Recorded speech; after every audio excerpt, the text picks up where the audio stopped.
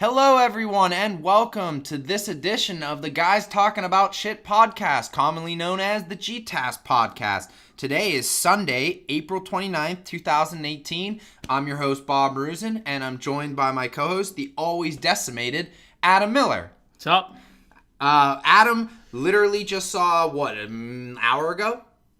Yeah, I got out of there at about 3 o'clock. Adam just went and saw Infinity War. I saw it on Thursday. That's going to be a big part of the show today. That's going to be a whole segment on its own. But, I mean, Adam, has anything else new been up with you this week? Or you just been kind of chilling? I've just been kind of... Chilling like a villain. Yeah, playing games and... I haven't actually been playing any games recently, but I did get an Xbone.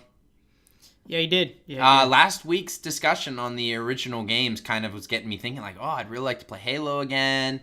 Wouldn't it be cool if I could pop in some of those Star Wars games? I have an original Xbox, but I thought for convenience purposes it would be nice. And I just kind of was like, well, I'm not going to actually pay any money for this thing, so I just I sold my ColecoVision that I had in my mom's basement. I just kind of was like, I don't need these games. I sold some movies I'm never going to watch again, and pretty much I was able to get an Xbox One S.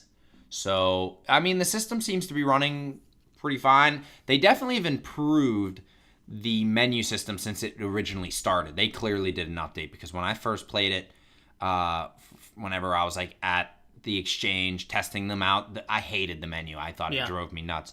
But I didn't like the Xbox 360 menu either.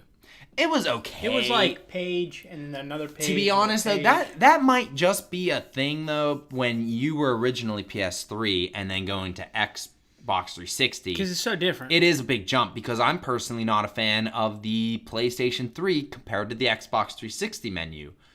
But when I got the PS4, and that's what I'm used to, and then going it became, I guess it's a weird juxtaposition where you're like, ooh, I don't... it seems to be what you grew up with. Still is the worst home screen menu? The Switch? Well, I don't know. I don't have a Switch. So no, not the Switch. The Wii U. I was going to say. I was going to say the Wii U or the Wii or the 3DS. Those home screen menus are just fucking I don't terrible. think the 3DS has a bad one, but I'll definitely agree. No, it's just like a pain in the ass to organize anything. I don't think the Switch menu is almost like a 3DS one now. And really? It's almost kind of like that, where it's all just cubes and it's goes in a horizontal fashion. See, I have my 3DS set up so that it's 3 rows. Oh, see, I don't do that. I just have it as just, just one horizontal line. You just scroll down. It's a pain in the ass. It's dumb. Yeah. Well, the Switch was stupid because you had the World Hub, and then people were. You mean the Wii U menu? Yeah, the Wii U menu was just. I hated that thing. Loved the system, but that was a garbage menu system. It was bad. But no, I've we're gonna see how how much of a fan I become of an Xbox, because I just got the thing and I'm really struggling to always what do I play on this thing, but good news. You'll find something. Yeah, but good news for people who are fans of ours and actually are Xbox owners. Yeah, now you might actually get more Xbox coverage now. Yeah, because now I actually have one. Because we have on hand, a system access now. Yes, exactly. So, we'll see how that goes in the later end. But once again, I'm still working off of paper. That I just ordered a new wireless router for my computer. We'll see what happens with that and whether or not the computer will come back. But to be honest, sometimes I don't mind. This is how we used to do it. Yeah, we used to do it off paper. We used to do it off paper whenever we would record off of an iPhone before we had this set up on the old Guys Talking About Shit podcast feed that had no video. But I find it kind of enjoyable to sit here and actually write off and get more information rather. So maybe this might actually become a mainstay, because I feel like I learn more of the information when I'm looking it up. Yeah. Rather than, oh shit, I don't know that. It does kind of suck though whenever I need information that I didn't write down and I gotta look it up. Yeah. Because now I gotta use my phone, which now I have to keep on. Oh, by the way, while Adam was going to see Infinity War, we didn't plan this, but I went and saw A Quiet Place for a second time. Yeah. I took my mom. I was like, it's really fun. You should go see the movie. It's a real good experience. My mom was just like, jumping out of her seat. Yeah. My mom was like a little like, child. She is just, oh God. Like, like I took the popcorn from her because she was stumbling on the floor. She was just going, oh God, and she was jolting so much. I was like, how about I take this? Yeah. You put your drink in the drink holder. Put your drink in the drink holder, and we'll see. And jump away. She was like looking at me. She's like, "Am I the only one doing this?" I'm like, "Yeah, you are, but you can't fault somebody for being scared in a horror movie. If someone's gonna jump and get, oh God, that's fine. It's the talking that you can't. Like, I feel like that's like an unwritten agreement. Like, don't talk in a theater. Yeah, don't talk in a theater. But when you go to a horror movie, people react to movies differently. Like, they might find things funnier. They might find things scarier. So if you go in there and if people are honestly getting annoyed that someone's scared of the movie, I think that's absolutely ridiculous. I think. I don't think anybody was getting annoyed by any means. But, like, if I went to a horror movie and someone's afraid and, like, jumping out of their seat scared, then, like, at the scary parts, you know, I don't want to hear a door open and then her go, oh God, what was that? Blah, blah, blah, blah, blah. I don't want that. That's annoying. But I feel like, you know, as long as you're not talking and being disruptive, but you go into a comedy movie, you expect people are going to laugh. You go into a horror movie, you expect that some people are going to be scared. But I thought that made the experience of going to see it a second time more fun to me because I'm sitting there, I'm like, oh, here comes the scary part, and boom, every time, like on point. Yeah, when you're supposed to be scared, she jumped every time. Yeah. Oh God. Oh my God, I can't do this. She's like, she's like hiding like her face. I'm like, it's so. My mom is just not a moviegoer, but we go like every week or like we go like once a week, and you know it's fun time. So I got this I got this Han Solo large cup, and I was like, oh, I want that one. They didn't have a Lando one, but they had Kira, which is Emilia Clarke. So how can I say no to Emilia Clarke? There's lots of ways that you could say no. No, there isn't. Not for Bobby, apparently. Mm-hmm. I love Emilia Clarke. I even watched that Terminator Genesis movie with her in it just because. Oh, yeah, it was as bad. It was as bad as in Adam's face. Your face is just like, oh, you thought you look like my mom during A Quiet Place. How terrified you look there. Not a good movie, but. I mean, I thought Emilia Clarke was okay in it. I like Emilia Clarke. But, Adam, let's go into the topics, okay? Okay, yeah. So we're going to go into, we're going to do our game news first, and we're going to leave our Infinity War stuff for the end because I have decided we're not going to do a spoiler-free.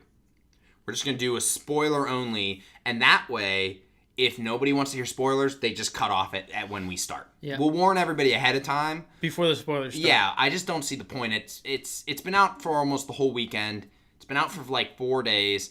If you haven't seen it at this point, everybody's doing spoiler reviews now. So if you wanted our opinion, go see the movie and then come back to this video. Or I will do actual separate videos this time. I didn't release a couple of our videos separate, like our Channel Awesome one separately. Yeah. I didn't want to do that one because we got a little bit of information wrong. A couple of the dates a little wrong. Yeah. It doesn't take away from the content that we did. The content that we did was pretty much spot on. Still applies, yeah. Yeah, it's just a couple dates, and I felt weird as I was editing it. I felt weird us putting that out there, so I just didn't feel right. With some wrong information. Well, I mean... Well, it was just dates. Take this as us printing a retraction as a newspaper. No, I mean, it wasn't wrong information, just a couple dates. It wasn't about the wrong information. Well, that's wrong information, Bobby. Yeah, but it wasn't important to the importance of the story. The commentary doesn't have anything to do with the dates. No, you could have put any date on there, and the information still applies. I just 1476, and would have meant the same thing. Exactly. I just felt weird editing it and putting it out there. I just didn't. I made an executive call on that one.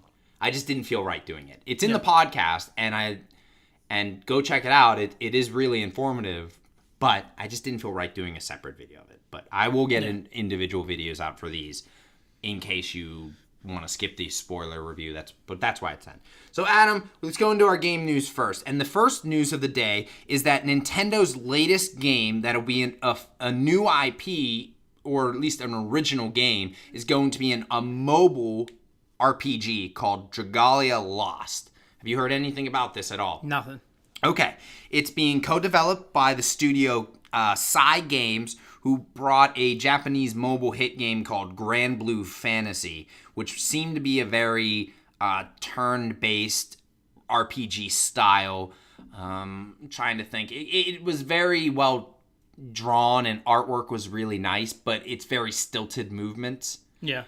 It felt very much so like if anybody's out there who's familiar with it, the Fire Emblem mobile game that they released. I think it was Fire Emblem Heroes. Like, there's not a lot of movement, but there's some. It's just very bare bones. It feels like a mobile game. But apparently it was a real hit over in Japan, and so Nintendo is co-developing this game with them, and they're their new partners in it. And it seems like this one's going to be actually a very story-centric game rather than like kind of what I would kind of call a time waster, like Mario Jump, where it's all just about getting like a high score. It's not really a story at all. How a lot of mobile games seem to be these days. Yeah. There are few, obviously. You know, I don't play mobile games, so I can't really commentate. But I don't either. We both know they're out there. Story-based games. And there are some mobile games that I have played and enjoyed, but for the most part, it's just not as fun as playing on a console or on a handheld. Yeah. I was looking at the gameplay of it. It's currently only slated for Japan at the moment. Like, it's all in Japanese, the trailer. There's no English trailers, but it says that we're going to be getting it later. It said Western players will be getting it later this year. Mm-hmm. And I was looking at the trailers and some of the information that I was looking and digesting. It's really hard, obviously, without any English, but it has really nice color to it, and it seems like it's a real-time action rather than a turn-based. The artwork's really nice. And it looks like you turn into like animals / dragons, kind of like in Fire Emblem Fates, where your main character like turns into a dragon every once in a while. Did you? Yeah. You played some of. Well, Fates, yeah, right? I know about like the beast people and stuff in Fire Emblem. They're a series staple. Yeah, this looked very much like a 3DS game, and it looked on the lines of Final Fantasy Explorers, which I thought was a okay game, but it could have used a lot more like stuff to do. Me and you both played it. I think the problem with Final Fantasy Explorers is that it had content, but all the content was very similar. Yeah, like they had all these classes, and it looked like the artwork and the gameplay on it looks very similar to what this looks like. And I'm hoping that this Dragalia Lost is going to be more what I expected Final Fantasy Explorers to be. Because for a while, Final Fantasy Explorers was like my most anticipated game that I wanted so badly.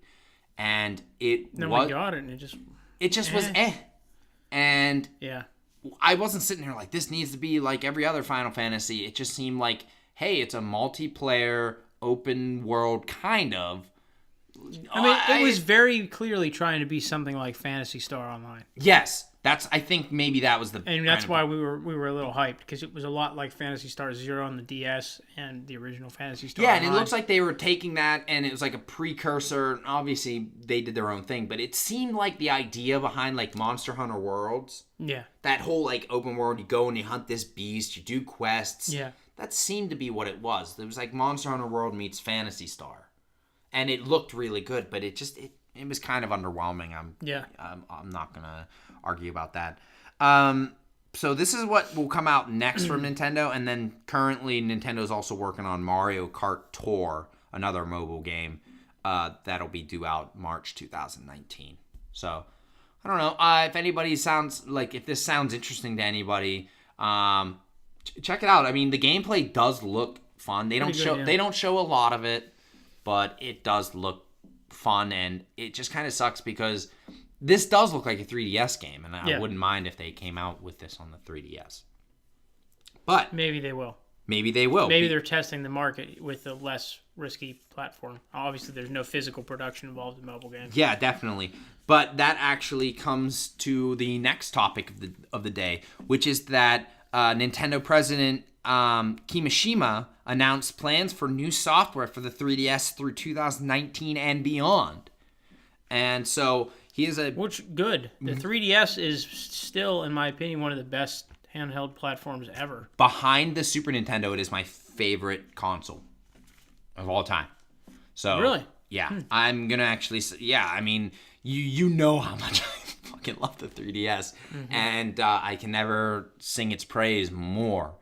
But yeah, I'm going to say that the DS up to the 3DS is the best console, like second best console of all time, in my opinion, behind the Super Nintendo.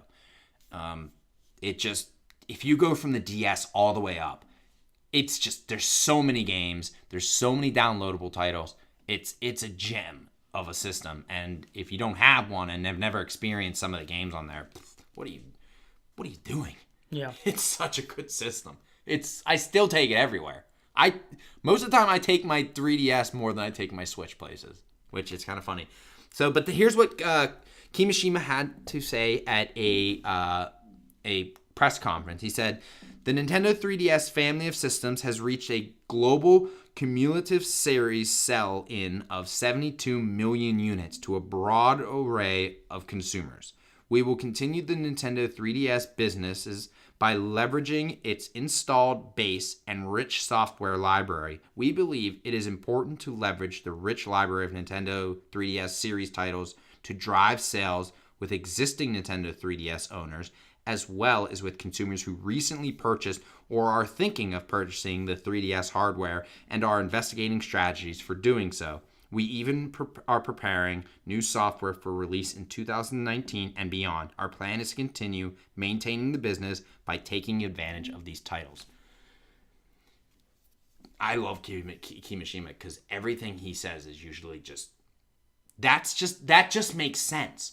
Yeah. Like, I know a lot of people are like, oh, well, we have the Switch. It is a mobile console hybrid. So, bye-bye 3DS. But why would you just say, like, why would you put a big middle finger to the people who... They bought 72 million... They literally just released in March a new Pokemon Pikachu 3DS. Yeah. Or not 3DS, my bad, 2DS.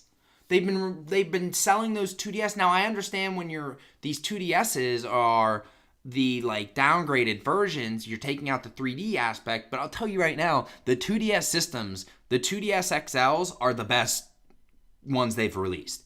Yeah. They weigh nothing, they have a big ass screen, and they have great battery life. They're great. And you don't have to deal with the 3D that nobody really cares about anyways. Yeah, well, the one thing yeah, that's true. I rarely, sometimes I do, but rarely, most times than not, I don't play with the 3D aspect. I just turn it off. I never have. Actually, that's not true. When I first got it, I played around with it for a little bit. But it kind of hurts my eyes after a while. I got really sensitive eyes, so... That never happened to me, but it's gimmicky. It's not important. Yeah, it never really... Besides one game that I can think of, which is the Super Mario 3D Land that they released for it. That's the only one that really takes an advantage of it, and it really actually, in some ways, helps the game. You don't think it helps the gameplay a little bit to play it in 3D? No. I was going to say that like other games definitely take advantage. Like Kid Icarus. Oh, yeah. Kid Icarus was like does. one of the only instances where I actually used the 3D. Yeah, that is... Adam's right on that. The Kid Icarus one is a really good one. But Luigi's Mansion was actually really well done. Yeah. The Dark Moon, I believe it's what it's called. Mm-hmm. Yeah. But either way, I mean, we can name maybe two handfuls. Yeah. Of maybe games that actually take advantage of it. Mm-hmm. But most people, for the most part, I think don't play with the 3D. And my biggest issue with the 3D one, the 3DS XL, was that it was heavy as fuck. Like, I don't know if you ever weighed the difference. Well, like even the top screen, like it flops down. It flops, yeah, because it's too heavy. Yeah, it's too heavy for the hinge. Yeah, it's just like it is here. Well, I was just gonna say, like, maybe I should just. I'd like for you to just feel the comparison. It's like no, I believe you. One feels like a brick, and the other one like I'm trying to think. It's almost like that's similar. Like if this glass is completely full, his is pretty much empty. If you lift those two, it almost feels like that difference. I know it's really not hard to. Yeah, it's heavier, but I know what you're saying. But I'm really happy, and I'm also one of those suckers that bought the 2DS XL. I have now two 2DS XLs. One was a birthday gift, and the other one I purchased. And I think I have like close to 10 DS consoles. Oof. Regular DSs? I have one. I mean, if we're gonna go through it, I think I got one original DS. Yeah. One Hannah Montana 2DS, or just DS Lite. Yeah. That I have a Hannah Montana cover for it. I don't have a DS.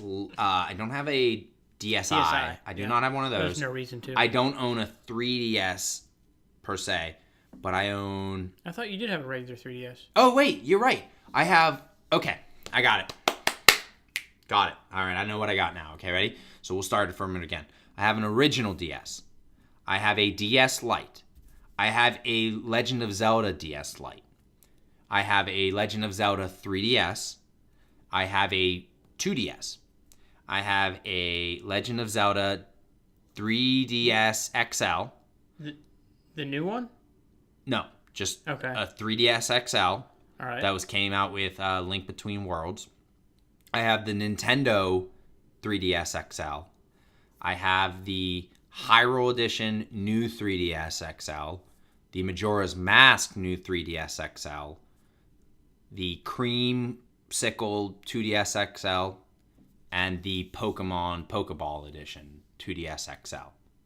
Sound about right? Yeah. How many was that? Like 11? That was 10. That was 10? Oh, okay. Wow, I got that right on. I think I was 10. Okay. Well, yeah, but honestly, I mean, and all of them have certain games download on them, so you would actually see me play certain ones based on what game is going to be in there. So yeah.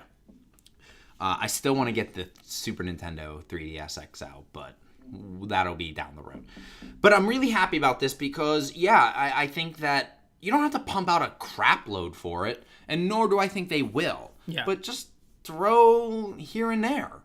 I just like they usually, when they released the Fire Emblem Warriors, they put it on the 3DS. They did that to Detective Pikachu, which I just wasn't really that interested. It didn't really look like that good of a game. Yeah. Apparently it's not too bad. But then they did Story of Seasons 2 they released not too long ago, and the Pokemon Ultra Sun and Ultra Moon, those were apparently supposed to be the last Pokemon games. I wonder if that's the case now that this was issued. I don't know. No, I thought that there was supposed to be another one coming. Really? Already. Yeah, I'm pretty sure that I've heard that there's already supposed to be another one coming. Oh, I thought they announced that those would 100% be the last 3DS ones, but who knows at this point. But yeah, I just think it's be foolish. I mean, you've got a 72 million install base. Why would you not throw a game here out? If you put how much do you think that Metroid Returns sold? Like, that sold really well. Yeah. And just put a game, say, hey, it's exclusively for the 3DS. You'll sell them. Yeah. You'll sell it. So there's tons, again, 472 million people have a 3DS. Yeah. I mean, you're bound to sell probably at least 100,000 units of any game that you make. Yeah, as long as it's referred to as a quality and has a recognizable name. But you can't Yeah, put that's what I'm saying, minimum 100,000. But you can't put out shit like Chibi Robo and Chibi Robo's Zip Dash or Ziplash and Pikmin Go or whatever, Pikmin 3DS, whatever that was, and expect people to buy it like crazy when it's just a 2D platformer version of people don't want that. That's not what they're interested in. No, people don't want lower quality, different genre spin-offs. Oh, just on their 3DS. Of recognizable titles. Sell the RPGs. The RPGs do really well. I believe Ever Oasis did okay. Yeah. It just didn't look very good to me, but apparently people did. I don't like chibi characters. Yeah, but I don't like. Yeah, but there was chibi characters in Bravely Default, weren't there? I didn't play Bravely Default either. Was it for those reasons? Yep. I don't. I don't like that art. That kind of art. Oh, well then, doesn't appeal to me. Going back to then Dragalia Lost, then you definitely wouldn't like it because the artwork is detailed but when in the gameplay it's like chibi looking. That's one of my only complaints about the 3DS Fire Emblem games is like the way that they designed to have fucking triangle legs with no feet. Like that was dumb. Well, it's a hardware. Like, don't you think it's a hardware capability? No, I think it was an artistic choice. They could have just gave him fucking feet. I guess, yeah. Whenever you sit there and say that, I mean, when you go, like, well, isn't that a hardware capability? No, because when you did Xenoblade Chronicles, they don't look like that. So, I guess so. I mean... Which, Xenoblade Chronicles looks pretty fucking close to the Wii version. Yeah, it does look pretty good. The draw distance is worse, but... Yeah, but you're definitely porting. I mean, that's definitely a hardware capability. Yeah. That definitely is. Okay, Adam, going on to our next topic, which is, I just said how much I like the guy, but Nintendo president is going to be retiring. Tatsumi Kimishima is going to be retiring his position. This all comes after the fact that when Satoru Iwata died in July 2015, he was appointed. He pretty much did make it seem that it was not intended to be He was like transitional. Yeah, he was never intended to stay there forever. But his run, I guess you can say it. Well, I would consider his run, even though it's been a very short amount of time, pretty successful. It's been very successful in 3 years. Look what Nintendo's happened. Nintendo in 3 years, they're now like back on top. They're just they are crushing it, and it's profits are booming. It's been 3 years since his instatement. But at the end of the day, he even said it himself. He stated that Nintendo's management needs to be younger in order to understand the needs of the consumer. So I think that just shows a quality of his character when he came in. He wasn't intended to be there for forever, but he's been doing a great job. He's considered to be doing a great job, but he's like, look, I'm old. Yeah. I'm not in touch with these young people. And he's right. He's almost 70. Yeah, and he just is like, I'm just going to step away. I'm not what the company needs to move forward. So we are appointing this guy. And his name is Shintaro Furukawa. Furukawa. Is it F-U-R-I? F-U-R-U. Furukawa, I guess. Yeah, I think it is Furukawa. It just sounds really... weird coming out. Yeah, it feels like I'm jumbling up my words here. So, here's the thing, and he's definitely a younger guy. He's like mid-50s or something like that. Maybe. I don't know much about him. He's about the same age that Satoru Iwata was whenever he passed. Not a lot of people know a lot about this guy, but it is kind of funny because this idea that we need to get younger people in there from Kimishima is a very good idea, at least on paper, because there are a lot of I mean, it could go either way. Yeah, the guy that might have picked might be a complete and total idiot. But wait, when I get to his credentials, it does not seem that way. But there were like reports coming out that ex-Nintendo employees were saying that older members were not suggesting or stifling creativity of younger members of the staff. So like, there weren't any names named. It just sounds like real life in general. Yeah. It's time for old people to step aside, and they just won't. Well, I mean, it's kind of the same thing. I mean, you want some younger person coming in and taking your job? Yeah, I kind of get it. What younger person is going to come in and take my job? I'm not even 30. Well, I know, but whenever you get up to that point, I understand. I think that Nintendo definitely needs a lot more. It's a toy company, essentially. Yes, but think about it this way. Think about it like the whole thing with Toys R Us. Yeah. One of the reasons why Toys R Us failed is because they refused to make any attempts to adapt to a changing market. Yeah. And the reason they did that is because the older management thought they knew their shit. Yeah. And they were stuck in an old mentality. But so in that regard, that's different from, just where I am in a manufacturing position. Okay. Replacing me wouldn't make any sense because I have no management responsibility. Fair enough. I don't make any decisions, so I just go in, do what they tell me to do, and go home. That's fair enough. There's been a lot of times when I've I've worked places and I'm like, man, these older people just don't know what the hell they're doing. No, I totally have experienced that many times in my life. But what I'm saying is me right now, I don't feel threatened by that kind of management upshake because I'm not in management. And if I was in management and I was old and I was making bad decisions, I mean, yeah, I'd be pissed about it myself personally, but if it was ultimately for the better of the people that worked for that company or for the better of society, I mean, it's just me being selfish at that point. Okay. No, that's fair. That's a completely fair point. That kind of is swaying my opinion on it, like, at least, like, a little bit. But here's the thing, is Shintaro Furukawa, his credentials are actually pretty good, which I was actually saying earlier. Yeah. He joined Nintendo in 1994, and he was the outside director of the Pokemon Company since 2012. Mm-hmm. Okay? And so, Pokemon Company and Nintendo aren't exactly, like, neck and neck, but they're sleeping in the same bed. Yeah. They may not be doing the dirty, but they're in the same bed. You might as well count them. I mean, So he assumed the roles of managing executive officer, supervisor of corporate analysis and administration division, and director of Nintendo since 2016. Yeah. And he has worked on the Switch's sales and marketing plan, which has been some of the better marketing that has come out of Nintendo for years. So I don't think that his credentials are very bad. He seems very well qualified. Mm-hmm. As I said, though, on paper, he sounds very qualified. Who knows?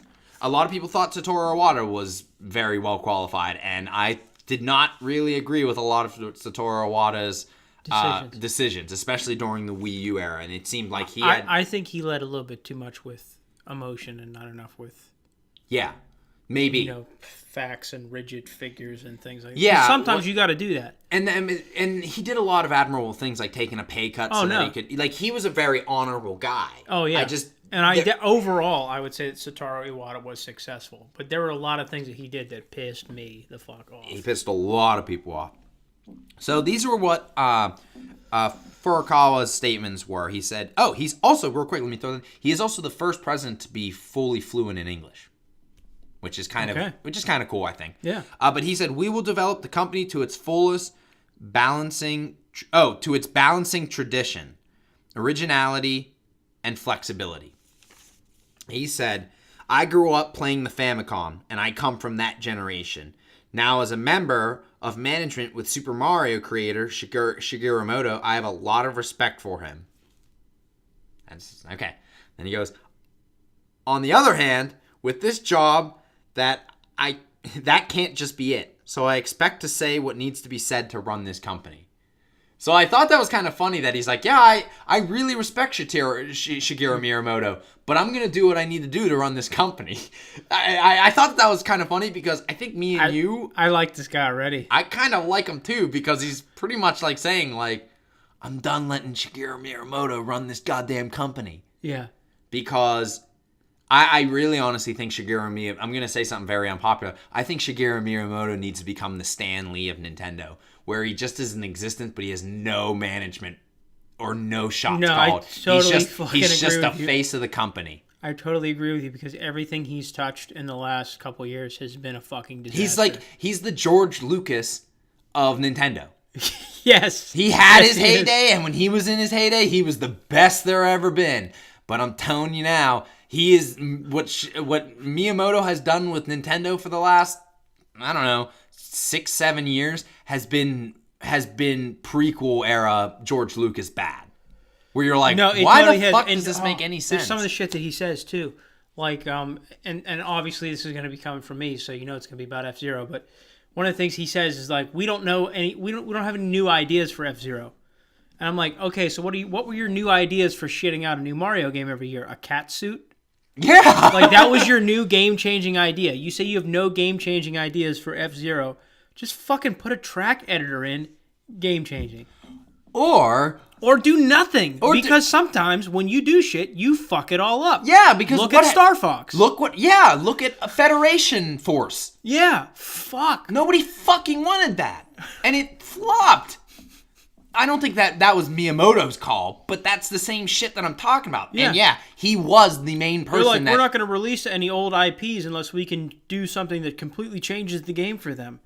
Nobody wants that shit. When you buy a Mario game, you want a fucking Mario game. When you buy... And Mario has been great. Super Mario Odyssey was incredible.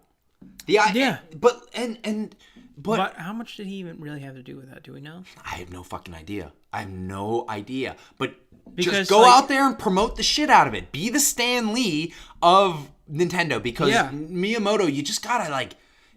I wouldn't be surprised if a lot of these tell the joke in the school bus. Yeah, I wouldn't be surprised if these ex-Nintendo employees were talking about Shigeru Miyamoto, being like, hey, we should do this. Nah, no one's going to want that. Because I will put all the blame on Miyamoto, because he is the main reason why the Star Fox Zero was such a fucking trash. Fucking sucked. It was not, and then the thing is that it wasn't fucking garbage. It's just that you can't play the damn thing. Because the fucking controls suck. And you didn't give the option to turn it off.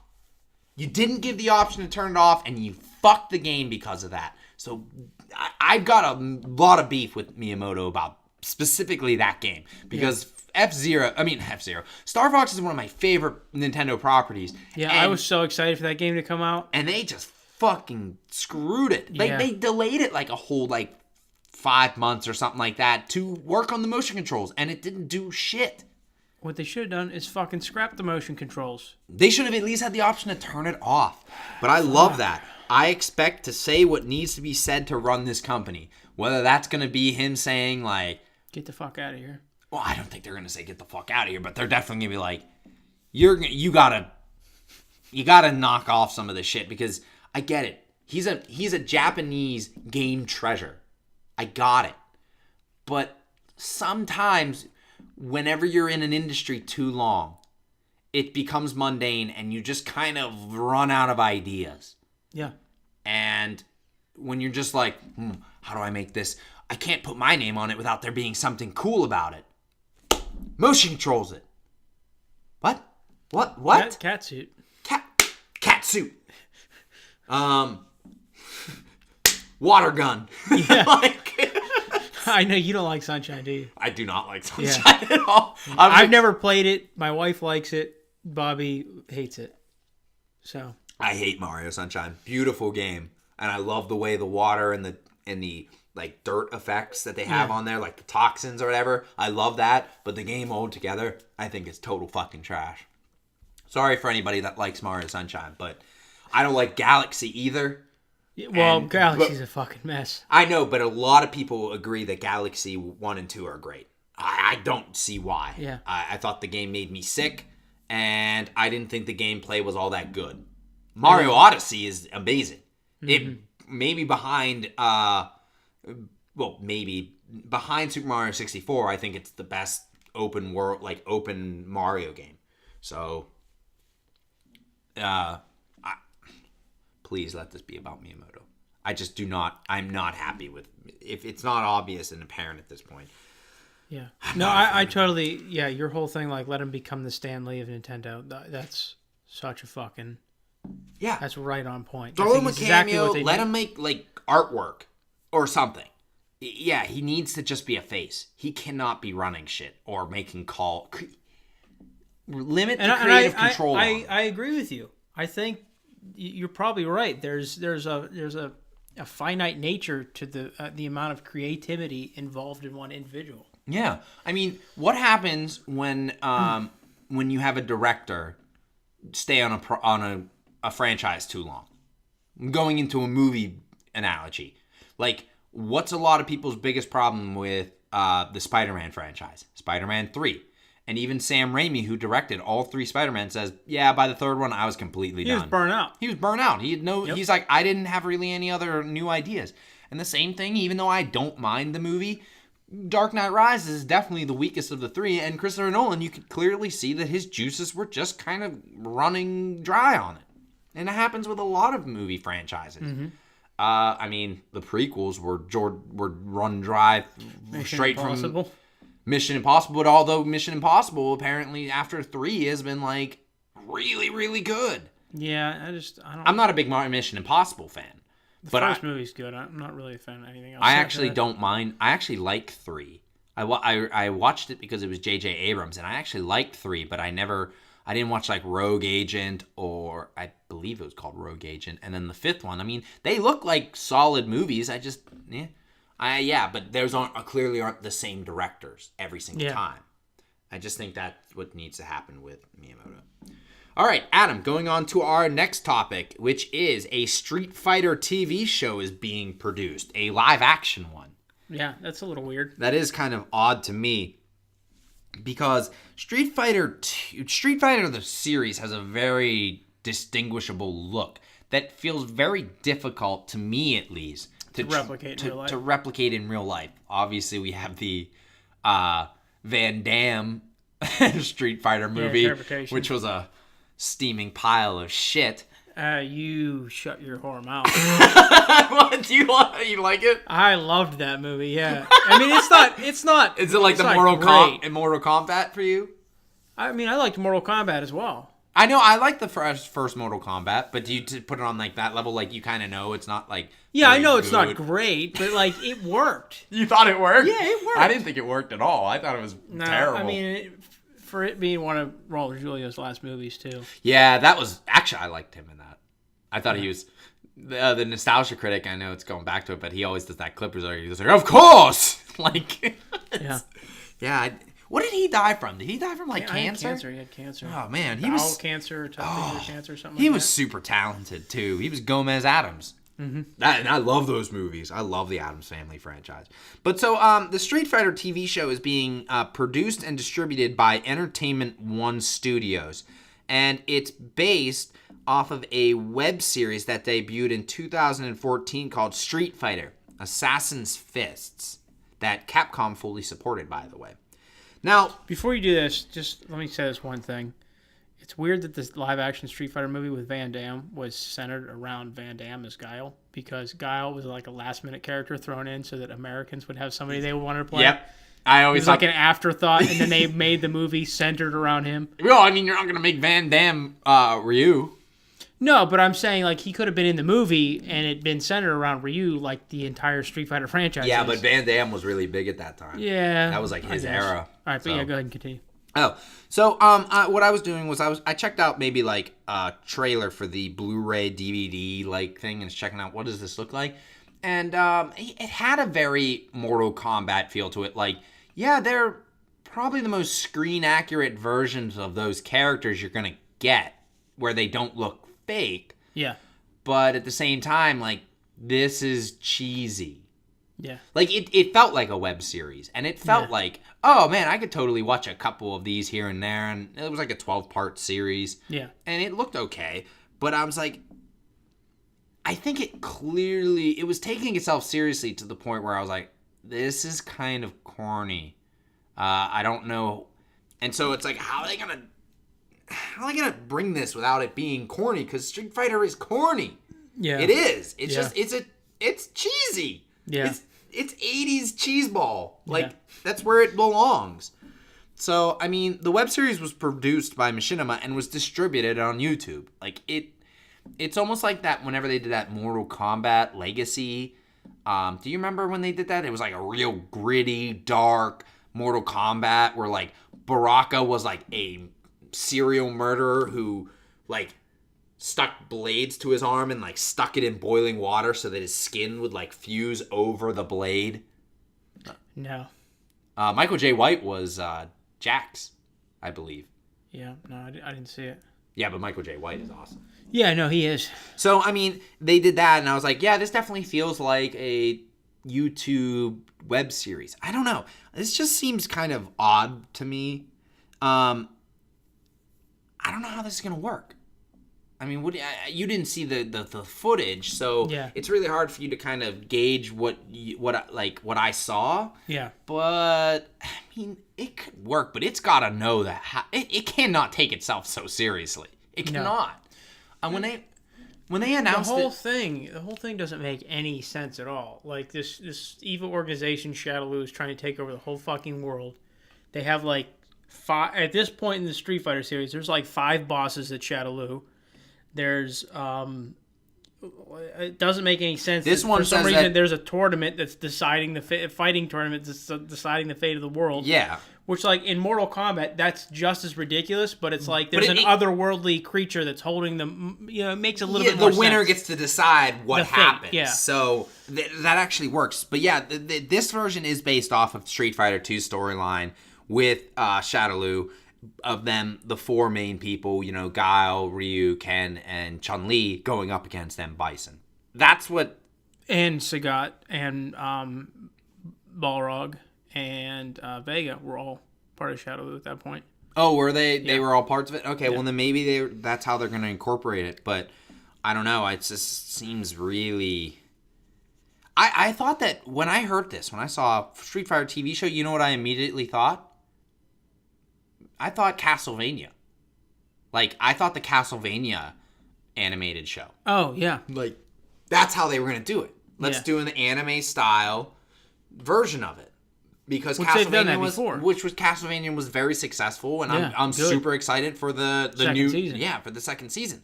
That's how I thought they were gonna do it. But when they said live action, I was like, dude, this is just gonna be cheesy as fuck. I hope that it's not. Like, I want to watch this show and not sit there and like roll my eyes half the time, but I just feel like that's what's gonna be. That's what's gonna happen. Yeah, I feel like that's exactly what's gonna happen. I mean, that's pretty much what you think too. Yeah, I mean, my expectations are not high. We'll say maybe that. that'll be the good thing though. Our expectations are so low. I mean, they're like the gum on my shoe. So maybe anything will be better than that. Yeah, that's true. Sounds odd. Okay, Adam, that's all of our game/movie, or that's our game news. Yeah. And we kind of covered it with Street Fighter was kind of a crossover, like, hey, it's a nice little segue. So we're gonna go into our one trailer review, and then we'll get into our Infinity War. So the newest trailer for Venom dropped the other day. Yeah. And Adam just got to see it when in his On the big screening, screen, yeah. and I saw it on the big screen too. So I'm gonna ask Adam, what did you think of it, Adam? What did you think of the? It's Venom a terrible trailer. You think so? I think it's a terrible trailer. What do you think's wrong with it? There's just like meaningless lines of dialogue in it. Like?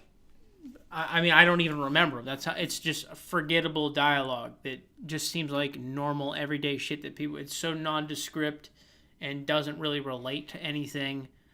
Well, the action that's on the screen is pretty good, but it seems like they're trying to give you a hint of what the story is, and it just doesn't seem interesting. Okay. Well, then let's get to the big question of it. What do you think of what Venom looks like? I mean, he's not great, but I don't think he's terrible. Okay. I'm actually probably going to be completely the opposite of you. I love the trailer. Really? I love the trailer. I only have one part that I hate, but I love the trailer. I think it does sound interesting to me. It seems very, let's see, what's the word? It seems very run-of-the-mill. Yeah, exactly. It just seems boring and unremarkable to me. Yeah. I mean, they're clearly still working on the effects. Yeah. But I love the way Venom looks, man. I love it. I mean, I don't hate it. I love the... Some people I've read online just hated it. I know a lot of people hated it. I like that it's muscle bound. I love the tongue. I love the eyes and the smile. Like, and I love the voice, the inside voice in his head. Like, I like it. Mm-hmm. I like the extending tentacles, stuff like that. I really hate the scene on the motorcycle though. When he's flying and then you just see the thing like go like out of his stomach and grab him. I'm like, oh, that was bad. Yeah. How is this working again? Like, how does it come through him and then not even like fuck up his hoodie? I understand that we're still like months away from it, but like the thing just comes straight out of his stomach, grabs the bike, and there's nothing wrong with his hoodie. When in the scene in the trailer before that, he puts that same tentacle type material through 4 people. Yeah. Yeah. It doesn't seem to make much sense, but maybe that's just something they'll wrap up in post. Yeah. Clearly going for the Venom from Ultimate series. That's clearly what that is. Yeah. Because it's definitely not Venom from like Secret Wars. No doubt in my mind. They're like, because Venom is clearly, like, the tentacles and all that. Like, that shit's all, like, Ultimate Spider-Man Venom stuff. Yeah. At least that I'm familiar with. Or, like, Todd McFarlane style Venom. It definitely wasn't, like the doppelganger to Spider-Man. Like, this is clearly its own thing. Which I definitely think... What do you think? You think they're going to mention Spider-Man in this movie? Because I think they have to. I think they have to as well, because I'm pretty sure that the symbiote has to bond with Spider-Man, at least in some of the comic book lore, the canons. The symbiote has to bond with Spider-Man before it takes the form it does as Venom. Okay, I think they're retconning that. Yeah, I think they're going to completely skip that. I don't think that Spider-Man is going to be... I think that Spider-Man will be mentioned. I don't think he'll be seen. If he's seen, it's going to be on a TV screen or something like that. I think that... Maybe that's how Venom takes the form. That's what I'm thinking. Visual. I think from Brock's head. Yeah. He's going to see something that, oh, well, we're going to be good guys. Yeah. And look at him. Mm-hmm. Look at this Spider Kid. And then he'll get, like, the tentacles and stuff like that. He probably won't get the big logo, though, on his chest. If he does, it's going to... he has to definitely see Spider-Man. That's the thing. A lot of people say that this movie can't work without Spider-Man. I don't believe that that's true at all. I believe that you can do a Venom. I remember reading Venom comics. Mm-hmm. Like, I know you can do it without Spider-Man. It's just that Spider-Man is very much attached to Venom. Yeah. Like, his storyline and his progression as a character is mostly devolves around Spider-Man. Yeah. And I think that it is hard, but it's not impossible, because you have what most likely will be the villain in Carnage. You think they're going to blow Carnage right away? I think so. I don't think that Venom is set up to do a franchise. I mean, if it does well, they'll do a franchise out of it. But I'm saying, like, you don't think that they're going to eventually cross Venom into Spider-Man for Carnage? No, I don't think you're going to have Carnage anywhere near MCU Spider-Man. I don't. I just don't think you... Disappointing. It is disappointing. I could see Spider-Man interacting with Venom maybe in the future, because just because you're doing one movie where it's an R-rated character doesn't mean you can't kind of dial it back and put him in a Spider-Man movie PG-13. Mm-hmm. But I just think that for the long road, they're thinking way ahead with Spider-Man, and I don't think the Venom stuff is gonna do anything with that. It's not impossible. I think if a lot of people demand it, like, hey, we want to see Venom fight Spider-Man. Okay, well, you just, cut back a few curse words, and you cut back some of the violence, and there you go. You got a PG-13. Like, PG-13 can get away with a lot. It's just that the Spider-Man they're going with is clearly a, like, friendly neighborhood Spider-Man. He's not... this isn't, like, dark. I expect him to evolve as he ages. I hope so, too. I really do, too. He's going to go through high school, and as he gets further along, and, I don't know how long they're going to follow this Spider-Man story, but eventually ends up in college and meets the Lizard, Yeah, and like, they'll do stuff like that. Like, they haven't touched on Green Goblin. There's the thing is just because it happens in the comic doesn't mean they have to follow it verbatim in these things. They can just pick and choose what they want. This is how we're going to do this, Spider-Man. I want to see these things from the comics interpreted into film. They don't have to be exact. Yeah. But I'm not like some kind of rabid online fan crying on Reddit. Yeah, no, I think though that Marvel and Disney just look at it and they're like, these people don't know shit about these comics. They don't know anything about it. Most people, I'd say, if you're going to say like 80% of the people out there that are going to see these films? Yeah, they know what Spider-Man stuff is. And Captain America, if you ask them their backstory, they're not going to say exactly what happens. They're gonna tell you what they saw in the movie. Or just give you a generalization that's, of similar motifs that happen in multiple cases. Yeah, I just think that most people, their knowledge of these superheroes are not from comics. They might get into them later, but I think for the most part, most people, they know anything about these it's because of these movies. Like, prior to these movies, my mom wouldn't know who the fuck Iron Man is. And if I went up to No one gave a shit about Iron Man before these movies. Nobody did. I had an Iron Man action figure that was as big as our. Really? Yeah, dude. I remember the Iron Man TV show from the 90s, and that's it. Nah, I loved Iron Man. You want to know why? Because Iron Man was just like the American version of Mega Man X. That's of course there would be that reason. Yeah, because I was obsessed with Mega Man X. He was fucking awesome. And then I found out there's a superhero that's very similar to him. Just fucking shoots shit out of his hands and flies and stuff. Yeah. It's awesome. Okay, well, taking away from what Adam's saying, I think that there weren't a lot of people who were familiar with Iron Man. I wasn't. All I remember was Iron Man from the 90s show. And I knew that his name was Tony Stark. He was a rich guy in a suit, but I didn't know his bad guys. I didn't know his villains. I didn't know anything. I couldn't tell you that shit either. I might have been able to tell you that he was a drunk, because I remember. I remember him being a playboy. Yeah. Well, I mean, I just remember him being like, alcoholism was his big thing, which because the Demon in the Bottle storyline. Yeah. I think I only have 2 Iron Man comics. I think the Demon in the Bottle storyline and Extremis might be the only ones I own. I mean, I just wasn't the biggest fan of Iron Man comics.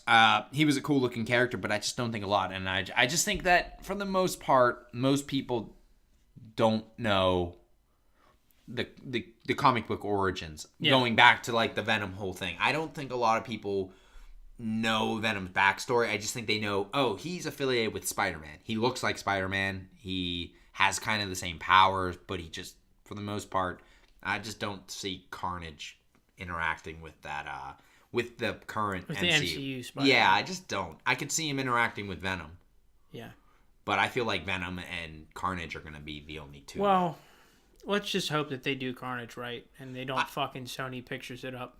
Yeah, I hope they don't, but I think that I would say that Venom and Spider-Man could eventually cross over. I think Venom's either going to kill Carnage or something, because I don't see Carnage ever meeting that Spider-Man. Isn't Carnage's only weakness fire?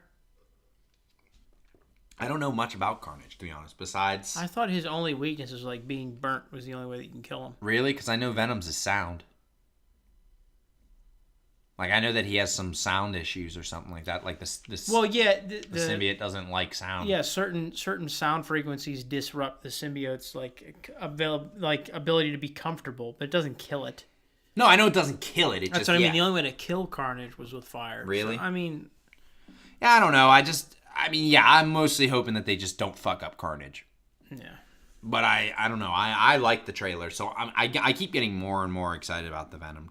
Oh, no, I'm definitely going to go see it. Fuck, yeah. Definitely going to go see it. Yeah, you just don't like that trailer? Yeah, I just wasn't that interested in the trailer, yeah. Okay. All right. This is the point that everyone's been, I guess, waiting for. Adam, you just saw it literally like an hour and a half ago. It's fucking awesome. Yeah. Infinity War. Spoiler-filled review.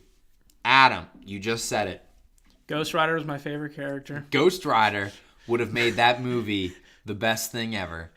No, all right, so this fucking dickhead. Like, you want to explain my story part first?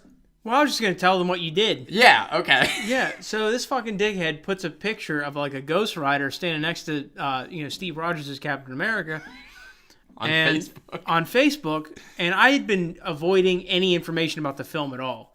So I'm like, holy fuck, there's a Ghost Rider cameo?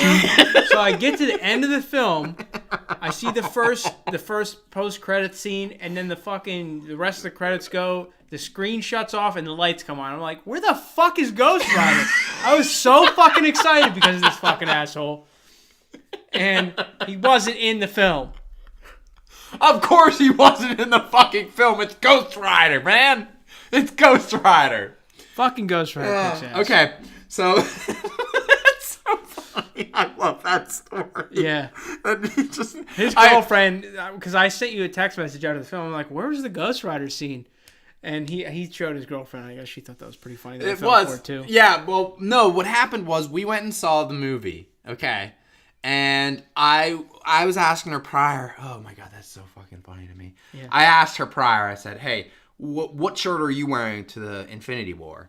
She's like, oh, I'm going to wear the Winter Soldier shirt. I'm like, okay. What should I wear? And I went through all my, like, Marvel t-shirts, and I'm like, she's like, you should wear the Daredevil one. So I'm like, okay, I'll wear Daredevil to the movie that I know he's not going to be in it, but I think it's funny. And so we watched the movie and we loved it, and we were watching the credits kind of roll up, waiting for the post credit. And I looked over and I'm like, what'd you think? She's like, oh, that movie was really good. I'm like, yeah, movie was good, but where the fuck was Daredevil? And she just started laughing, and then we just started like, yeah, I thought the Defenders were gonna be in this movie. Like, we just really sarcastically started going, and then it got to a point where we were like, man, I thought Ghost Rider was gonna be in this movie. Like, someone who would not be in the movie. And then it just was like, man, wouldn't that movie have been great if Ghost Rider was? Fuck you! I love Ghost Rider. So, I waited a couple days to make it believable. Yeah.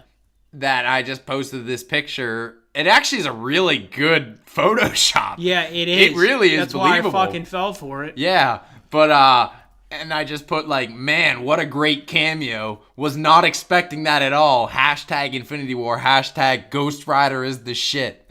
And Adam, I guess, saw it and believed it, and I think that's really I didn't even know that funny. he posted it. I just saw it scrolling through Facebook, and then I texted him. I was like, I heard that Ghost Rider was supposed to be in it. I read somewhere online because I saw it on Facebook, and he thought that was hilarious because he had posted that, and he's a fucking piece of shit. So funny.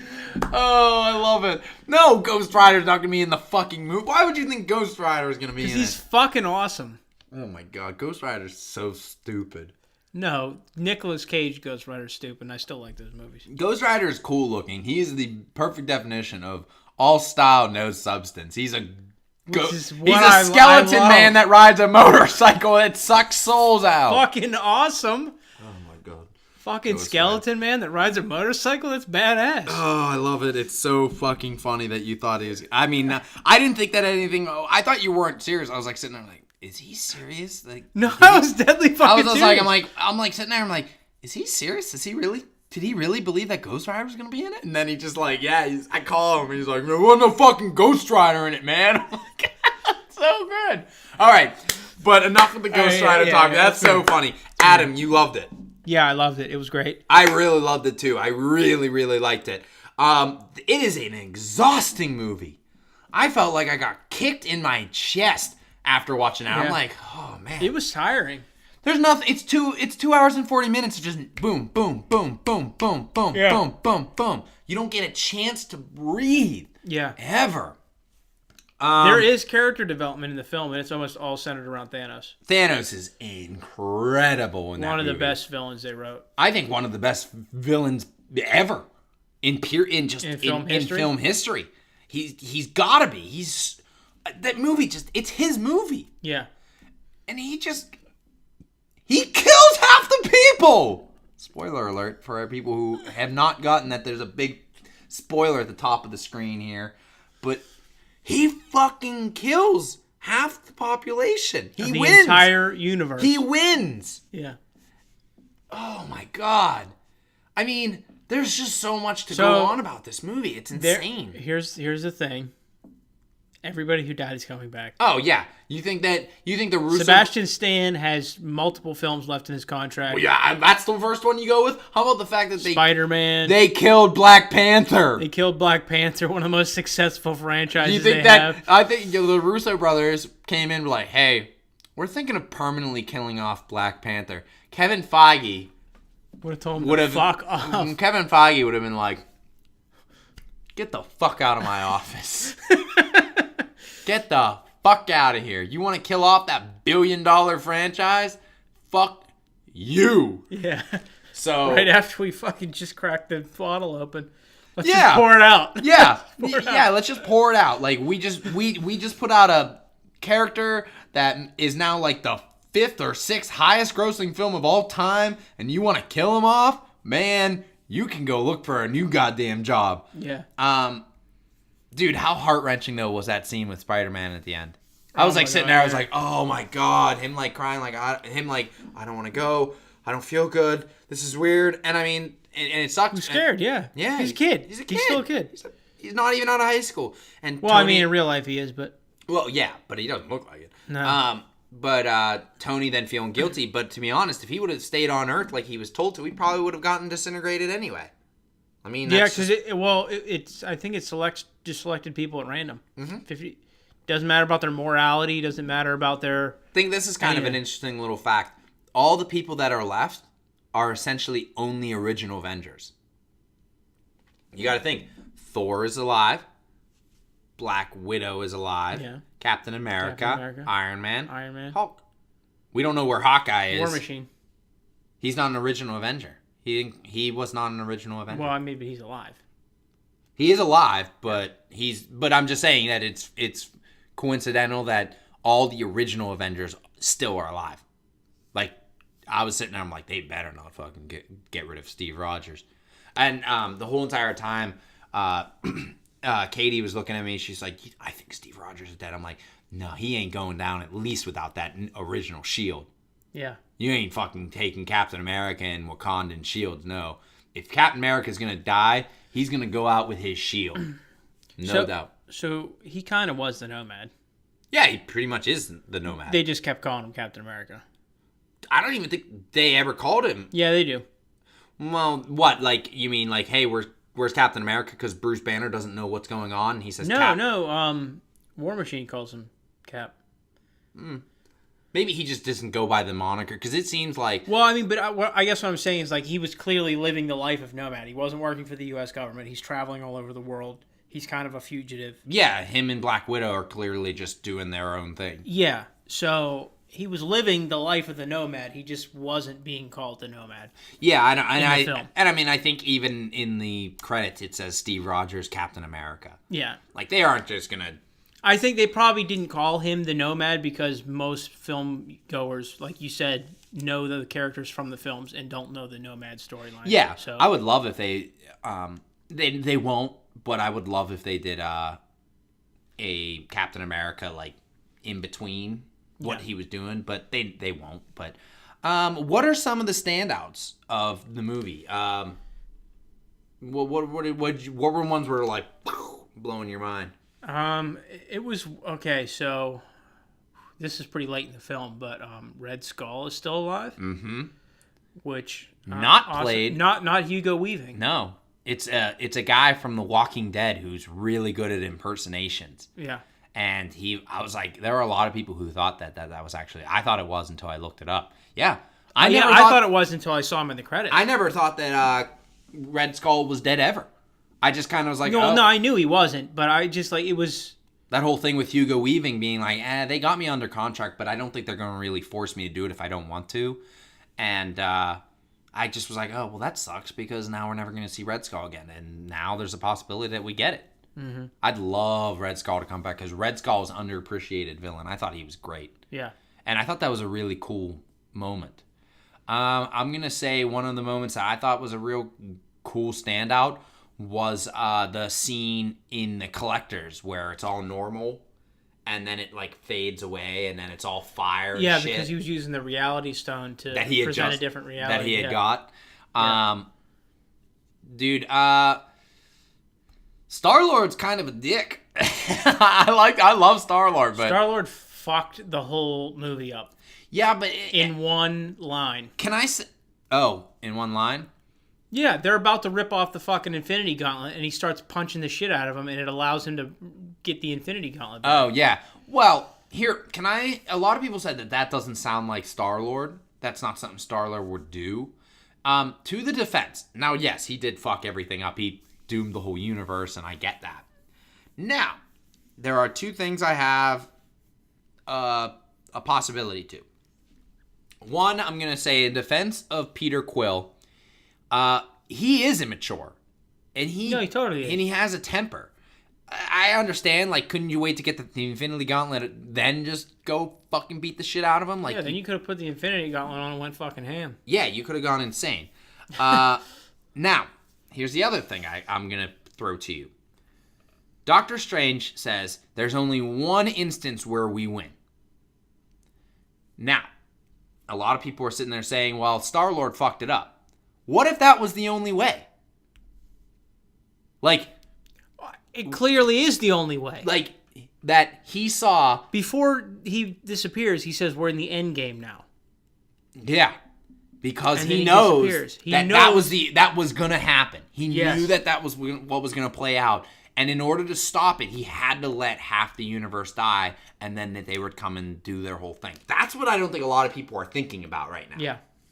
They think that the one plan was that's how they do it, but in every situation, that's the one that plays out. That now we're in the end game. I'm glad that you caught that because I sat there. I'm like, I think that's what he means. Like, we're not this one plan that makes us all survive. That was not it, and it just got fucked up. I think that he knew that was going to happen. That's why he had to give up the stone, because he knew that, well, if Tony dies, he's just going to get this stone anyway. Yeah. But if I keep Tony alive, you keep the whole entire thing. I totally thought that Tony was dead there. When he gets stabbed in, like, the fucking abdomen, man. Yeah. Like, how do you fucking come back from that? But when Thanos looks at him, he's just like, I know who you are. Like, and I hope they remember you whenever this is all said and done. If you survive this, I hope they remember you. I love that. That line is so dope. And I just think that Thanos is just such a good villain. Mm-hmm. And it goes back to the long-standing thing is the best villains are always the ones that think they're doing the right thing. Yep. And you know that he doesn't want to kill everybody, but he realizes that it needs to be done. They ask him, they're like, this is your home world? Yeah, it used to be beautiful. And then I suggested that we kill half the population. They thought I was crazy and they got rid of me. Well, what happened? Everybody starved and war broke out because they couldn't figure shit out. And, like, there is an idea behind it that's not, like, it's crazy, but it makes sense. And he talks to Gamora. Yeah, I would say it's logical but not moral. Yeah. Or, it's practical, not practical but not moral. Like, if you kill half a population, yeah, sure, you solve a lot of issues, but you're an asshole. You're a monster. Yeah, you could have put that energy into trying to find a solution. Yeah. Like, whenever he's talking with Gamora, and she's like, yeah, you killed half the population. Well, look at them now. They're doing amazing. Yeah. Because of it. So, man, the Iron Spider suit I thought was going to suck. I loved it. It was awesome. I love the Iron Spider. I love that they added those claws. Once again, though, spoiled for me by Sideshow Collectibles. Yeah, and Hot Toys. Hot Toys also ruined the fact that I knew that Thanos would get all the stones. Because they show him at the gauntlet and all of the stones are in there. I was like, yep, well, that's clearly showing that he's going to get it. I was kind of bummed. I was really bummed that I knew about those arms, those extra arms, because whenever he's saving Doctor Strange and those arms come out, I was like, oh, that's so fucking cool that they put the arms in there. The Guardians and Thor. I'll say that the one part that I wasn't, I had one issue. It's when Thor's rebuilding his hammer. I was feeling a little drained at that point. And I felt like, do we really You know what need was to be draining you? Awesomeness? That wizard's from the moon. Oh, I know, that wizard's... I know. Is it funny that Peter Dinklage is just playing a giant dwarf? Yeah. In that? Like, he's actually referred to as a dwarf? Yeah. Like, I don't understand how they're calling him a dwarf when they're giant. That seems very... Well, proportionally he's a dwarf, but size-wise he's a... Is that kind of what they're saying? I'm guessing. Maybe. I don't know. Maybe he's a dwarf giant? He's a giant dwarf? I don't know. No, I think he's like just a dwarf. Because, I mean, like I'm saying, proportionally, he has the proportions of a dwarfed person, but he is large in size. Okay. Which they did that all with fucking CG and shit. Yeah, no, I mean... I thought that was where I was like, oh, okay, this is the one scene I really don't care about. That's about the only time when the movie dragged for me. I mean, did it drag for you at any points? Dude. Once you got that fucking new hammer, I was like, oh shit, it's fucking Stormbringer. Is that what it is? Stormbreaker. Stormbreaker. Oh yeah, when he fucking slams that thing into his chest, and he's just like, I was like, oh shit, that's awesome. Yeah. And then he's like, you should have aimed for my head. I was like, Oh, fuck. Man, the movie, I think that the movie was 10 years worth it. It is just, it did everything I wanted. Mm-hmm. Do some characters get a little bit of, like a downgrade? I felt like Black Widow kind of got a downgrade, but I never thought that anybody never got their moment to shine. Even Mantis got her moments to shine. Speaking of Mantis and like the Guardians, I'm going to say this right now. This is the funniest one they've done. This is the funniest MCU movie. When it's the most serious, too. Yeah. There are so many killer jokes in it. Mm-hmm. When, like, some of the standouts... This is one of Stan Lee's best cameos, in my opinion, too. You thought? I didn't think it was that good. Dude, he's a bus driver. The kids are freaking out. The one kid's like, we're all going to die. And Stan Lee's character turns around and goes, what, you never seen a spaceship before? Yeah. I mean, it's good. I just thought it was odd. Yeah. But no, it definitely was really good. What do you think about the rumor that Stan Lee's character keeps appearing because he's one of the Watchers? I love that rumor. Yeah. I hope that's true. Yeah. I mean, because there's the Guardians of the Galaxy 2 where he's hanging out with the Watchers. Mm-hmm. So he maybe becomes one. I love that theory. I think it's super cool. I love it. Okay, so what were some of the standout jokes for you? That one was one of my favorites. Obviously, the one that was in the trailer, the I'm Spider-Man. Oh, we're using our made-up names. Oh, I do love the one from the trailer. All right, I like your plan, except it sucks. So let me do the plan. So maybe it'll be really good. Yeah, I like that one. Yeah, there's that one. That good. I still think that maybe one of the greatest characters ever conceived in the MCU is Doctor Strange's cape. Yeah. I fucking love that cape. I've never been so hard. I like when the cape is like trying to choke Drax and he's like, get off me, blanket of death. Drax kills it in this movie where he's just sitting there. He's like, how long have you been standing there? An hour. I'm almost completely invisible when I don't move. He's eating those chips. Yeah. What was it? We take names. We kick ass, or kick names and take ass. I love the Drax and Mantis dynamic. I love it. Don't call us plucky. We don't know what that means. Yeah, that was a good line. Love that one. It's like, what did he say? Like the old movie about Footloose, and he's like, is it still one of the greatest movies of all time? And it never was. Like, it never was. That's such a good line. I love that. He's like, old movie like Footloose? You know Footloose? Yeah, is it still one of the greatest movies of all time? It never was. Because I've been destroyed by a teenager. Never was. Yeah, there were so many moments in this movie where I was cracking up.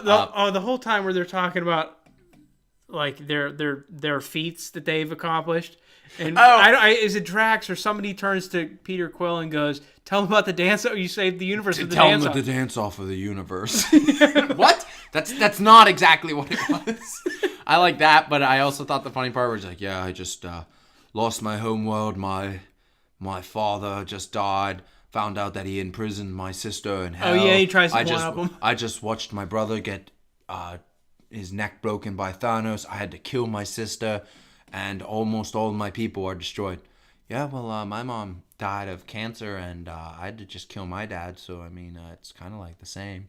It makes you kind of think, like, man, Thor has seen some shit. Mm-hmm. He's really gone through shit, like hell and back. Yeah. Okay, I got a couple small little complaints. Obviously, these are all small stuff, but obviously, I said the part with the star and the giant dwarf and the whole Stormbreaker, that kind of dragged for me. I don't like how they retconned a lot of stuff from Ragnarok out of just nowhere, snapping the fingers. Well, the whole thing with Anthony Hopkins saying Asgard can be wherever you want it to be, and well, all of Asgard's now dead. It seems for now. Valkyrie was nowhere to be found, which that pissed me off because I loved Valkyrie, but so. Mm-hmm. There's a good chance Valkyrie could be dead. Thor lost his eye and then immediately gets it back. It's a different color though. You see, it doesn't match. I didn't see that it didn't match. No, Doesn't match. that's actually kind of funny. Yeah. But I thought like, why? What was the point of him losing the eye to just get it back? I kind of was digging To make him look like Odin. Yeah, I know, but why didn't you just keep the eye patch? I just didn't see why you couldn't have just kept the eye patch. I mean, I don't know. There was that, and then maybe that'll be developed further because it's a bionic eye. It might have capabilities that we don't know about yet. That's true. And then I'm trying to think. There was something else that they retconned from like another movie that I was like, well, he lost his hammer and then just got it back. He didn't use any of his like electricity like on Thanos. It seemed like. I guess I don't understand also how he does electricity in space. Is that even possible? Is electrical fields possible in space? Space is not actually a perfect vacuum. That's a myth, but it's relatively devoid of atoms, so it would be very difficult to conduct arcing electricity throughout space. I mean, I guess it's a god thing, maybe. Yeah. So I thought that I loved the big fight scene in Wakanda. Yeah. I thought that was really well done. There was a little bit too much shaky cam throughout that, a little bit, but at the same like time, I never flying around. I never spears crossing. And yeah, it was too much shit. I never really got to a point where I was like, I don't know what's going on. Yeah, like I knew like it was going on, but there was so much shit moving at once. You couldn't get the details of what was going on. Yeah, I mean, like they honestly could have had somebody fighting with a giant dildo and you wouldn't have noticed at all. I guess so. Yeah, like I mean, yeah, trying to think if there's anything else that we can really like talk. I mean, the movie's great. Any idea where it might rank on your MCU crack top 5? I thought it was better than Black Panther. Yeah, it's better than Black Panther. Like, it's crazy that all these movies just somehow get better. Yeah, I think this is the best. But I mean, this is also, you have to Black Panther had a better story, but I just sat there, I was like, this is just exactly what I wanted from this movie. That's what I mean. Like, they hit all the notes they needed to hit. This is the culmination of 10 years worth of film, finally coming together. Yeah. So it's hard to judge it against the other films, I guess. Yeah, it is. It is like its own Let's do it this way. Let's not count the other Marvel films, but let's count it against the other Avengers films. Oh, it's definitely better than 2. I don't know. Yeah, it might be better than 1. I would definitely say it's better. You'd think it's better. I'd have to go back and rewatch. I'd like to watch them like back and forth. But for the most part, I'm gonna say that I still enjoy Avengers 1. I feel Avengers 1 wasn't as exhausting. That exhausting thing is big for me. But again, I think there's it did everything I wanted. 70 credited actors. Yeah, that have it's speaking insane. lines. Yeah, I just think that maybe I might enjoy Avengers 1 a little bit. It's definitely better than Age of Ultron. But I don't hate Age of Ultron. I actually really liked Age of Ultron. But it's definitely, like, I'll say for right now, it's the second best Avengers film. Might not be my top 5 Avengers film, but definitely top 10. 100%. Let's see. If I had to... My favorite still is Winter Soldier. It's not as good as Guardians of the Galaxy 1 for me. It's not as good as Civil War.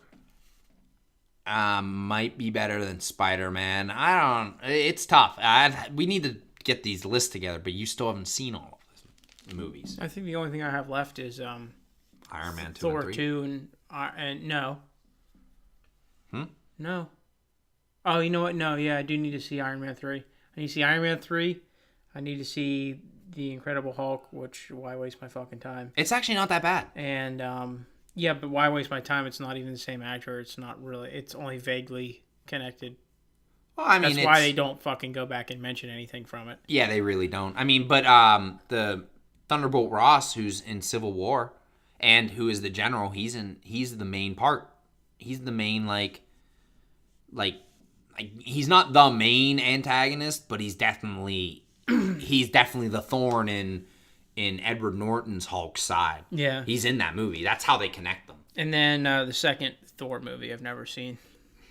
Yeah, well, all you need to know, there's a reality stone in there. Thor 2 is definitely the weakest one, in my opinion. But all right. Well, once you get those, we should maybe try to jump on those and get those out of the way, and then we can do a top list and see how ours compare. Do you know what is your favorite MCU film? Just off the top of your head, do you know? I mean, we've said it before on the show. I can't remember what I picked before. I can't remember what you picked either. I don't know. Was it Black Panther? Did you maybe pick Black Panther? I think what happened was Winter Soldier moved to 2, Spider-Man is 3, and I think you might have said Black Panther. Black Panther is my number 1. Yeah. I'm not sure if this. I mean, I'm really on the fence of whether this dethrones Black Panther or not. I'm not sure. I think it does because I really did love Black Panther, but I just was a kid in a candy store with Infinity War, man. I just was loving it. You know what? I just think that the narrative is just a lot better in Black Panther. I have to say it doesn't. For me, it doesn't. And the reason why is there's no fucking Ghost Rider. There's no Ghost Rider in Black Panther either. Yeah, it doesn't need it because it has fucking the gold. Did you really Jaguar. think I was that shitty, like integrity-wise, that I would post a major spoiler like that on the weekend of its release? Did you really think I was that shitty of a person to do that? I didn't know it was you that posted it. Like that's what I mean. I saw it scrolling through Facebook. I didn't know it was you until you came back and was like, "No, he's not in the fucking movie, lol." And I'm like, "Oh, you fucking asshole! It was you." I don't use lol. You said something that made it obvious that it was you that fucking posted that. So yeah, you're a fucking dick. That's so great. All right, everyone. Do you have anything before I go into this? Do you have anything else you want to throw in there about Infinity War, or anything you want to talk about? Let me think. Because that's all the subjects, but we can't go into much because if people tuned out, they're tuned out at this point. So if they're not listening for spoilers, I don't think that there's a whole lot. I mean, obviously there's the end credit scene where they're showing off Ms. Marvel. Yeah, which I actually think is kind of funny. I thought, that's actually a good thing. We'll do the post-credit scene. Samuel L. Jackson disappearing before he could say motherfucker is hilarious. Yeah. Motherfuck. Well, he didn't get that far. He got motherfuck. And motherfuck. That's actually great. Here's the thing, though. What would have happened if Captain Marvel got disintegrated? Well, clearly she doesn't. She's got a fucking film coming out before the next Avengers. I know, but both of those are based in the past. Ant-Man and the Wasp is not after. You're right. Ant-Man and the Wasp is from before Infinity War. Captain Marvel's based in the 90s. Or, something in the 80s or 90s, something like that. In the 90s. Yeah. So, what would have happened if she would have disappeared? Well, I guess all the plans would have been fucked. But in that same, Doctor Strange clearly saw and said we're at the end game. Yeah. I'm so excited for Captain Marvel. I might be more excited for Captain Marvel now than I am for Ant-Man, and I loved Ant-Man. Ant-Man is still in my top 5. Well, Ant-Man is coming out on my birthday, but I think I might be out of town that week. Oh, really? Yeah. Oh, shit. Well, it doesn't matter. I mean, I'll probably be going to see that one in IMAX anyway. Yeah, if I'm not here that weekend, maybe you could do the show with Danko or something. Yeah, I tried to have Danko on today, but he's closing at his job, so he couldn't stop in, which is kind of a shame. But I'm thinking Danko will be probably making an appearance maybe in the next week or two, because we're doing that whole get-together thing, and so Danko might be around. I'd love to do a massive crossover with both Why Did Not You Warn Me and Us. So it'd be it's like one couple against the other couple. Guys talking to Why Did Not You Warn Me? That or Why Did Not You Talk About Shit? Oh yeah, that's good. Yeah, we'll go with that. Yeah, something like that.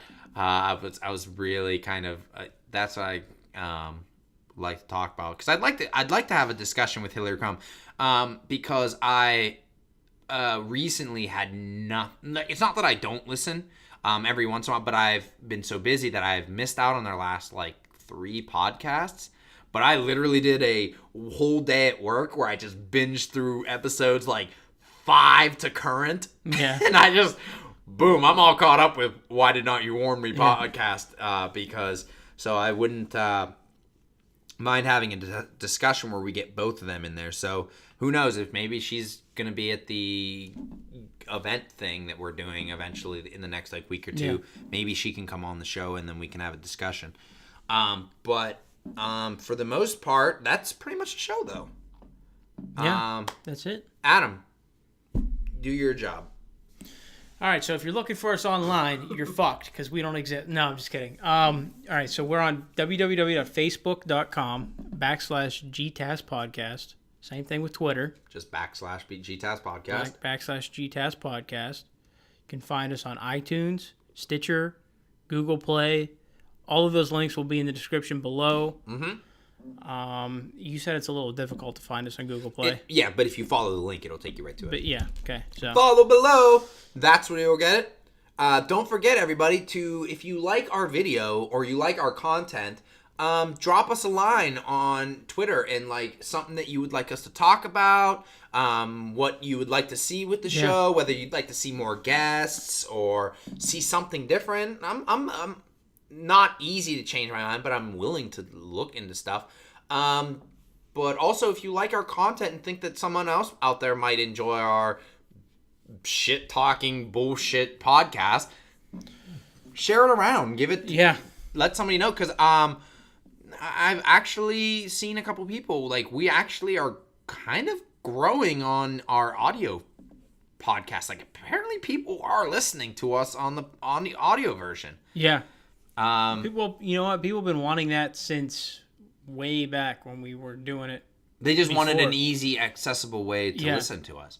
So, but hey, I mean, yeah. Because not everybody, you know, when you're streaming through YouTube, if you don't have YouTube Red, you got to leave your fucking screen on. It runs your battery down. Like, yeah, no. It's not the same when you're listening to a podcast through, you know, iTunes or anything else. I mean, I listen to our podcast on my iTunes for quality. I do it through YouTube.